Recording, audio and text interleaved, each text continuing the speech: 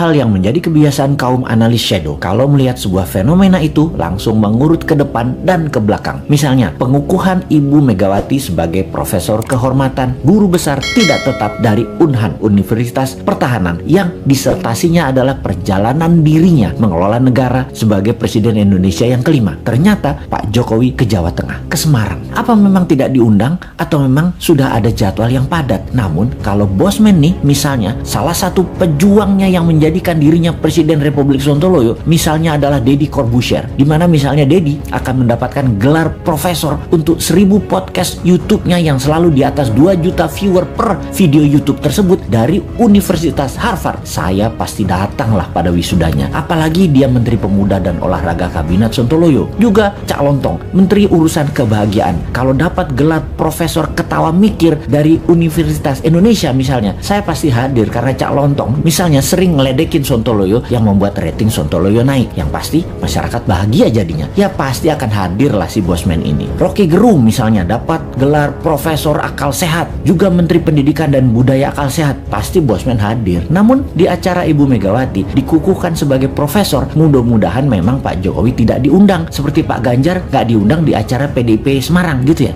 Tapi sekali lagi, kok Pak Jokowi ke Semarang ya, ke Ganjar ya? Kenapa ya? Gak ke Saudi sekalian urusin supaya Indonesia bisa berhaji misalnya?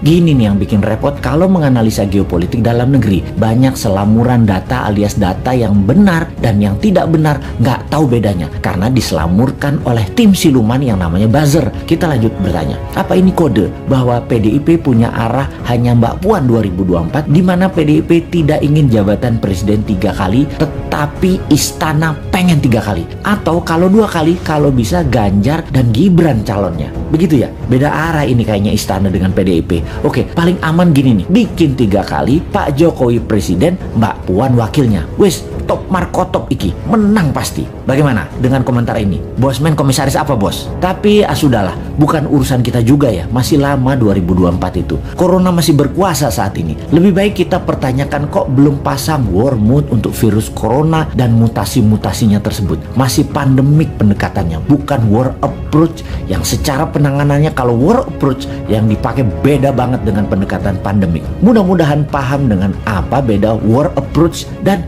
pandemic approach.